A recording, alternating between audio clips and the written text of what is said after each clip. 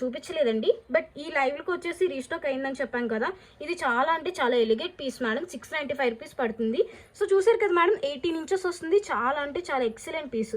So next అయితే వేరే item దగ్గరికి వెళ్ళిపోదాము. సో ఇదైతే నేను లైవ్లో కూడా చూపించాను, బట్ చాలా క్రేజ్ ఉంది కాబట్టి మళ్ళీ తీసుకొచ్చానండి మీ ముందుకి. 395 ఓన్లీ పడుతుంది మేడం, 2 లైన్స్ వస్తుంది, ఎక్సలెంట్గా ఉంటుంది. సో చాలా అంటే చాలా బాగుంటుంది.